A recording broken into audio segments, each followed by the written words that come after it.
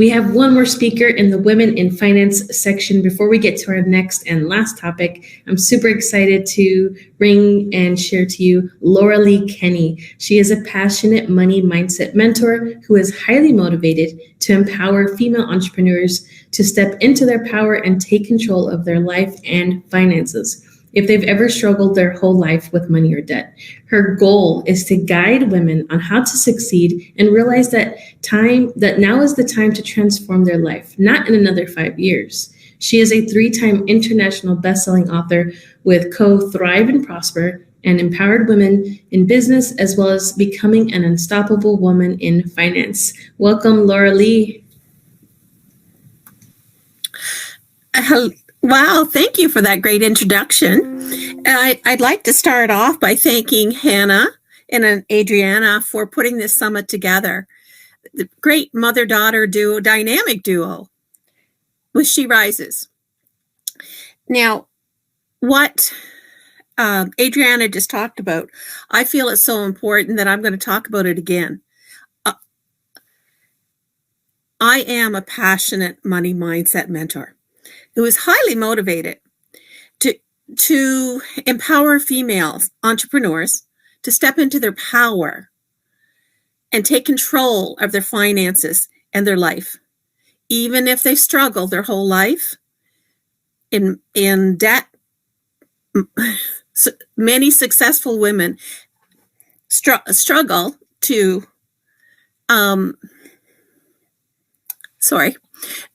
many successful women have a hard time finding out how to put away money for short-term, mid, and long-term investments. We all have to do certain things to get going. For me, I want to guide women to learn that it's now that they need to succeed for their transformation, not in 5 years' time. We've waited way too long. So now for me, a lot of things have changed for me because of a car accident years ago. And all of everything that I had built up, what I had done, it was all gone, all frazzled because I had a long-term recovery period. I was self-employed and had no income replacement insurance because I was a self-employed person. And all my 20 years of all the work that I had done it was gone. It just, as if it melted away like snow. Where did all the money go? I kept saying to myself. Why didn't I put some money away? I had no money for emergency or retirement, let alone for the children for going on to university or college. There must be other ways to make money besides working many hours. There's only so many hours everybody can work, and we do realize that. Anyway, I wanted to learn how to have multiple sources of income. Something had to change. So at 38, pivoting, starting over with no formal educational background on a major hurdle for me, but I was on a mission this time to focus on financial education and make better money decisions, for sure. This time, I would make sure that I did all of those things that I didn't do before. This time, to learn how to win the money game and to get the millionaire mindset that I so did not have. It had eluded me. And to help others win and have a better life themselves. Do you guys have it? It took me a long time to find the millionaire mindset. And many of you guys know that for me, I worked as a certified financial planner for 25 years. And in doing that, I learned a lot of things. I help people get ready for retirement. But I was shocked to learn that my net worth was tied to my self-worth. Let that sink in for a second. Most people are taught when you take your paycheck, you minus your bills, you see whatever is left over and you invest. That old way is keeping most of the world broke. So are you open to another way? I hope so.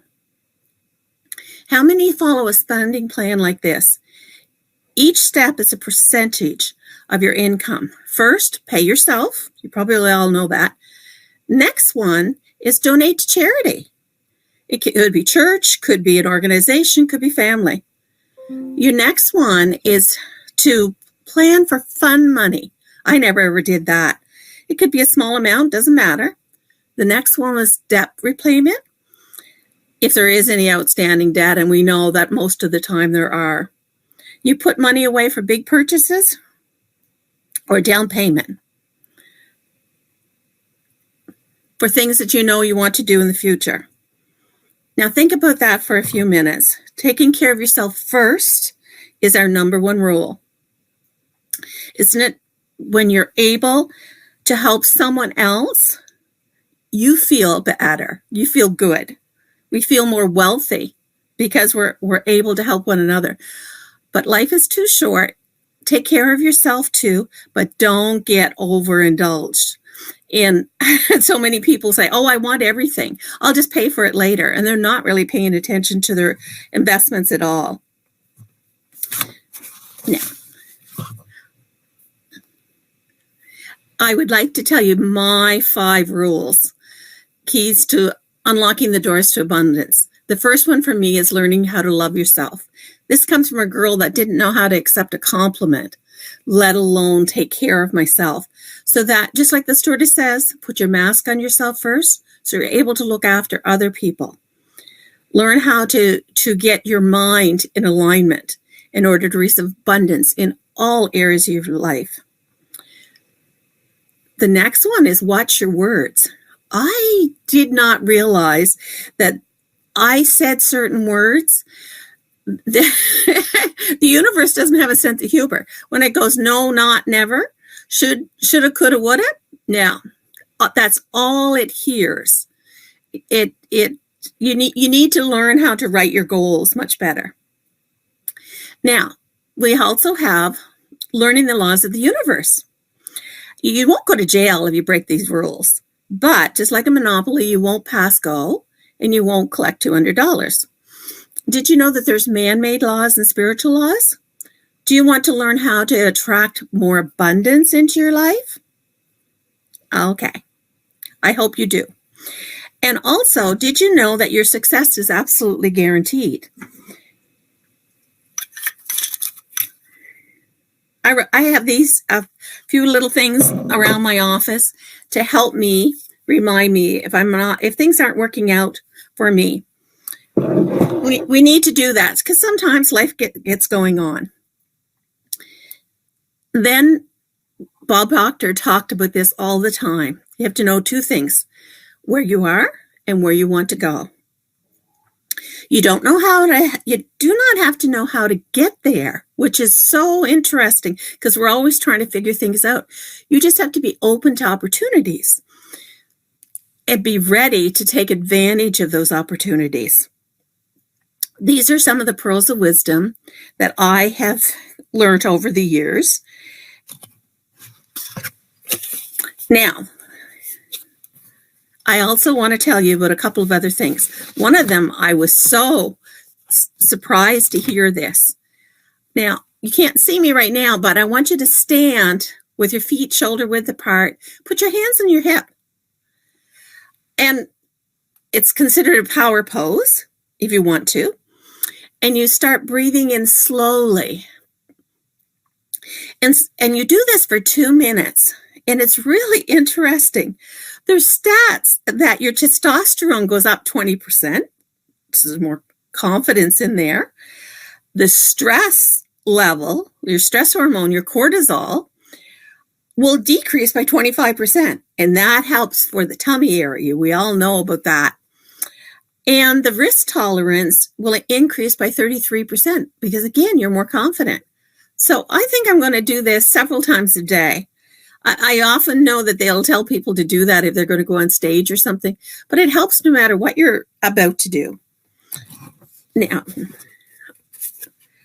I'd like to tell a poem. I don't know who wrote it, but it's a poem that someone else might know who it is. It goes like this. Our deepest fear is not that we are inadequate. Our deepest fear is that we are powerful beyond measure. It is our light, not our darkness, that most frightens us. Your playing small does not serve anyone. There is nothing enlightening about shrinking so that others won't feel insecure about you. We're all meant to shine. It's not just for some of us. It's for everyone. And as we let our own light shine, we unconsciously give other people permission to do the same thing. And as we are liberated from our own fear, our presence automatically liberates others. And just one other little thing, I'm all about writing goals and stuff, and I'm just showing the back side. Of course, one of them says your success is absolutely guaranteed, and the other talks about a main goal, your big goal. We do A, B, and C goals, and your big goal, your C goal, goes on this, and it starts off with "I'm so happy and grateful now that," and then you write it in the present tense as if it's already happened. So, thank you for listening. Have a great day and a better tomorrow. Thank you so much, Laura Lee. And I love the poem at the end to really sum everything up. And we are on our way. We are at the last topic for our Up Your Energy Summit. Final stretch, everyone. I'm super excited, and we're going to be introducing Denise Oster. She is a magnetic force of spirited energy. Her bold, sassy, yet charismatic approach to life and exuberant personality is how she impacts others. Did I mention this next topic is all about women in leadership roles and trends and where women are needed. Denise has helped hundreds of clients expand their brilliance into unlimited success. I think she's an amazing speaker for this topic. Please welcome Denise Oster. Hello, and thank you. And this has been a great summit. Some fabulous speakers, and upping your energy in the leadership field is my jam. And I'm excited to share it with all of you tonight. So I am a peak performance coach. I help women ignite their productivity and their momentum by using their brilliance to turn it into fun, freedom, and financial wealth. And that, my friends, is how I've gotten myself into leadership positions and how I show other people how to position themselves to get into leadership. But what is stopping us is our own selves and our own ways, right? So my topic for you is do it anyway, and use the acronym for fear. Fear, facing everything and rising, or are you facing everything and running? Most of us women want to be in leadership roles, but we're running. So for all of you women out there that have a heart of gold, that want to pour their life and their passion into succeeding in life and in business, it's a heart-centered approach. It's a heart-centered approach for you to be able to face everything and rise instead of running. There are so many different things that face us right dead smack in the face, and we are starstruck. We get stuck in our own way, and there is no way that we can get out of it because we ourselves are holding us back. So the trends that we're going to in leadership and where we need to be is to be more heart-centered with ourselves and find out who we really are. Like, really, when did it become a trend to settle for less? Really, when did it? What we need to be looking at is facing all these fears and rising and knowing that our standards are constantly being raised. We have clear-cut boundaries and we aren't settling for anything except for more.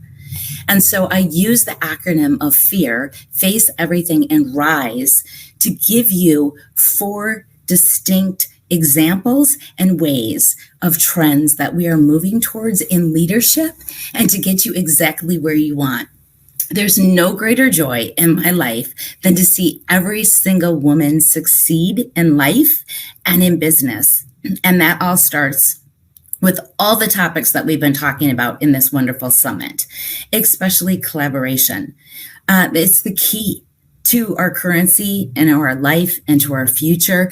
And there are different ways that fear can cripple us and stop us, because people are afraid of collaborating for jealousy because they're not good enough, that they don't feel that, they have to prove their wealth or their worth to be able to do something significant to be in a leadership position.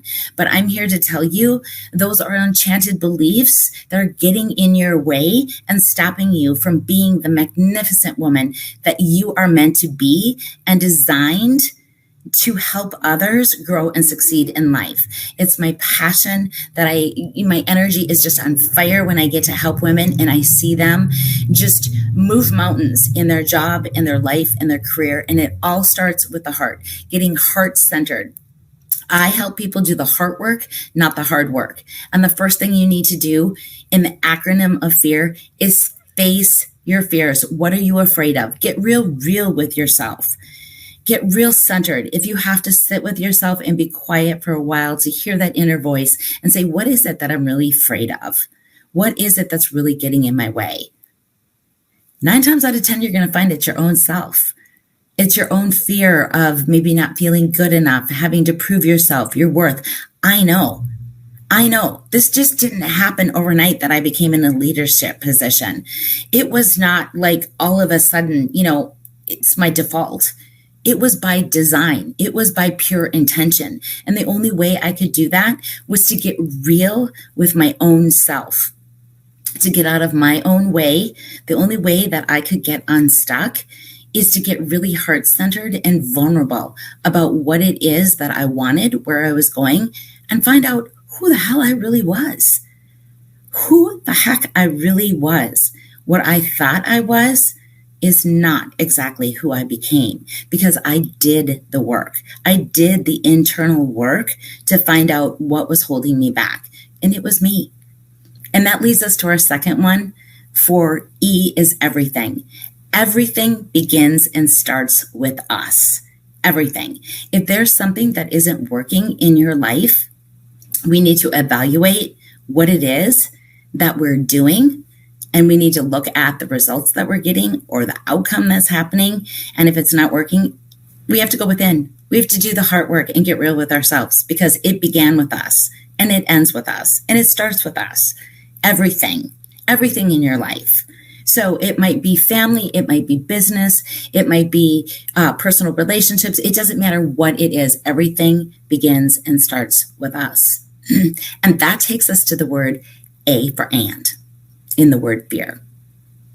We look at life that we have this going on and we have that going on, and we have to spread our time on this and then we have to do that. That's not the way it is. Leaders rise. Our trend that we're moving towards is and. We get to do this, that, and. So I am a real estate and investor and an entrepreneur as a speaker and a coach. I don't separate and differentiate between them, because I get to be and. I'm not this and I'm not that. I am and. I am everything. And we need to find our and. What is it? Have you thought about that? Are you being pulled in very different directions? Have to take the kids here because you have to be a mom. And then all of a sudden you have to turn on your CEO hat, and then you have to do it in business. You get to be a CEO and a mom. Okay? It's and. Everything is and there's a way for that if you go within and find out really who you are and what your passion is. It's amazing how that can turn your life around. And And there's the word and you can do so much more. Then that leads us to rise. You can choose to run or you can choose to rise. I choose to rise. Leaderships rise to the occasion. We need to start looking at what it is that isn't working, who we are, what is our passion, what is it that we really want to do. Is it really a law out there that we get to wake up and go to a job that we absolutely hate, or maybe is pulling us away from what we really love to do in our life just to make a buck? A buck is energy. Yes, it has to pay your bills, but you get to choose what it is that brings the light and the love in your life. And that's how we are able to rise. Because when you are being true and honest to yourself and stop lying to yourself about really what you want and who you need to become for other people, we rise to the occasion. We answer our inner truths to bring the passion back into our life, and the money will come. We have to rise to occasions when we have to face adversity and when terrible things happen to us. We've all been down it. I myself have had many challenges in my life through divorce, single mom, wondering how I'm going to put, a loaf of bread on the table and work 2 jobs and get the kids to their sports and their activities. Being divorced is really hard when you're dealing with a narcissist or you're dealing with behaviors and not the person.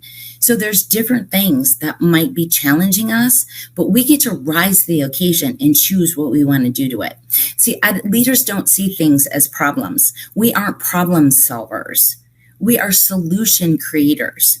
And that's the trend that we need to move towards, seeing things as opportunities, not problems, because we aren't problem solvers. We have a creative, innate gift within us that is our birthright to rise to that occasion. And for example, recently, I just had a computer crash. Someone hacked my computer, took all my information, completely gone, had to get a new hard drive, shut everything down, new emails, new passwords, new bank accounts, everything, right? This could devastate a lot of people. This could shut me down. I didn't skip a beat in my business. I might have missed some meetings, but guess what? The person that wanted to bury me forgot that I was a seed. And that, my friend, is the trend that we women need to move towards and go towards if we want to rise up to the occasion and be leaders in our jobs, in our life, in our personal life, so we can live a life of abundance, of freedom and happiness. And it all begins with us. So I always say, do the hard work, not the hard work. And if you want more information about this or to get in touch with me and get into my vibe and my energy, you can go to my website at www.deniseoster.com. I'd love to have a conversation that matters. Thanks so much and enjoy the summit. Awesome. Thank you, Denise. You are a powerhouse as always. Such a pleasure. Thank you so much. Okay, we're still hanging in strong. Women in leadership roles, trends, and where women are needed. Our next speaker is Kyla Biedermann. She was born and raised in Fredericksburg, Texas, leaving in 2012 to join the U.S. Navy. She served 8 years as a cryptologic technician, including 1 deployment on the USS Nimitz. After becoming a single mother in 2020, she realized the attitudes and the culture surrounding single motherhood needed to change, starting with her own. This began a long journey of self-development and education in pursuit of finding answers and healing. Please help me introduce Kyla. Thank you so much for joining me, Kyla. Hello, everybody. I'm so excited to be here. I'm so excited to be a part of the SRS collection and working with all these wonderful women. Can you guys imagine being able to work with all these women every single day and being in group chats with them and being all you guys' Facebook friends? It's amazing. I did 8 years in the Navy. And when I discharged, I was diagnosed with 70% PTSD. And so it's been a long journey for me. And then while I was going through that, I became a single mom. And I just wanted to become the best person that I could for my son. And I was tired of having conflict with people. I was tired of people not understanding me when I was speaking. And so like a lot of these women have been saying, guess where it is? It's us. So like everyone else has been saying as well, we have to work on ourselves and we have to do hard work. So I'm going to also talk about a little bit about self-care. I think we've covered self-care, but we're all going to keep talking about it because that's one of the keys to getting to where we want to be. And we've all done so much self-care to get to where we are. And we do a lot of other things too. So I want to talk about those other things that we do. So I started doing full-time college about a year ago. I lost a really close friend that I was in the military with, and I decided that I wanted to be part of the change and I wanted to help people, that were going through similar type situations that me and some of my other friends have been going through. And I had a really hard time being a single mom as well, because I had all these terrible thoughts in my head. I did not want to be a single mom. It was very embarrassing to me. And I just had some thoughts in my head. And I assumed that that's what everyone else was thinking about me.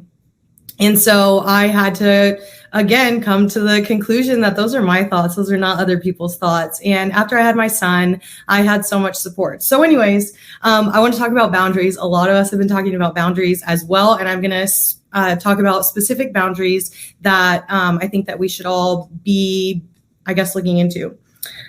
So something I find really interesting is that personal boundaries are considered your own personal dignity. So when you define yourself, you're defining your dignity. These are a couple of notes that I have from a research paper that I did in psychology in school. So a couple different types of boundaries are physical, emotional, spiritual, financial, time, and non-negotiable. Physical boundaries are how you let people interact around you. Emotional boundaries, that goes into emotional intelligence. And those are things that I really think that people should be learning about.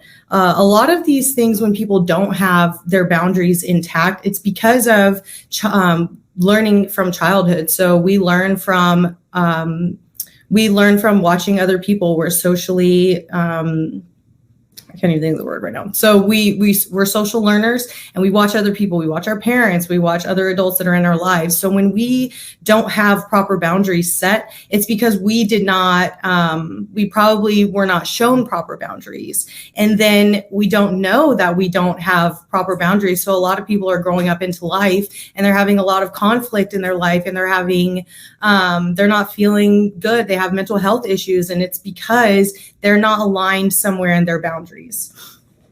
So spiritual boundaries, you need to decide what your morals are, what you believe, and things like that. Financial, we've had a lot of women talk about financial boundaries today, but that even goes into when you're dating.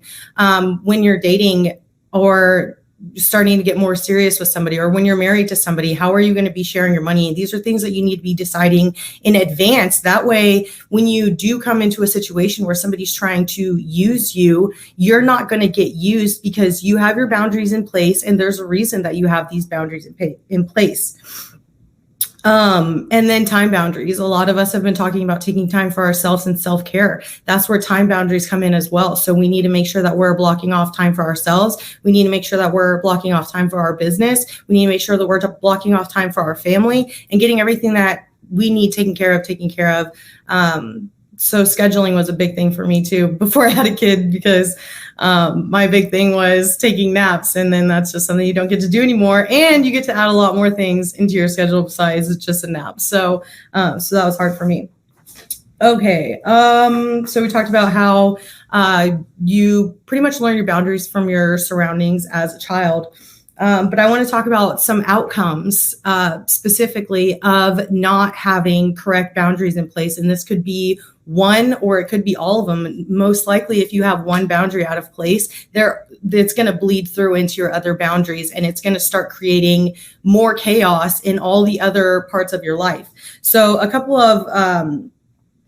of signs of poor personal boundaries are repeated toxic relationships, making constant sacrifices for others and none for yourself, out of touch with your own personal needs, so not doing self-care, feeling like people constantly take advantage of you. So I have a lot of people all the time. They're like, oh, this, and this happened. And I'm like, okay, well, you let that happen. You let that person do this. You let that person come over. If you didn't want them at your house, you shouldn't have let them come over. So, and then the last one, being a passive aggressive to gain back a feeling of power. So when we don't have proper boundaries in place, coming from a childhood, we create these personality traits, I guess you could say, toxic personality traits, such as having passive aggressiveness, so that you can make up for your lack of boundaries in one of your areas. So none of this is things that we want to be happening to us, and we definitely want to make sure that we're teaching our children correct boundaries, because in the end, we want to have a positive society. And we just talked about collaborating. A lot of women have a lot of issues collaborating and being, I guess, nice to each other, or however you want to say it. But that's because there's these complexes, and it's because somewhere there's not a proper boundary going on. And so you're creating a complex from that. So when you're doing self-development, and when you're doing this hard work, and when you're putting time and learning into yourself, that's what you're doing. You are making yourself better. You're making yourself able to collaborate with other people. You're seeing these complexes that you have built up from not having proper boundaries. And like I said, you're not passing that on to your children if you're working on it. I think the last thing I want to talk about is that a lot of people don't feel like they don't maybe know who they are, or they're confused, or they don't feel like they have a good idea of who they are. So when you're looking into these boundaries and when you're really defining yourself, that is how you find out who you are, what your boundaries are, what your core values are. And when you bring that into your business, I want to say that mission statements are so important. And a lot of people, you're going to have a mission statement because people require it, but it needs to mean something, and it needs to actually have morals and meaning behind it. And you need to actually facilitate those in your own life, in your business, not just talk about them. And it can't be just a mission statement. So, I hope everybody the best luck in their life and their business. And I just want to encourage you to show up for yourself and make sure that you have your bases covered, because if you can't lead in your own life, you can't lead in your family's life, and you're not going to go out in the world and lead in your business or anybody else's. So thank you all. Awesome. Thank you, Kyla. It was a beautiful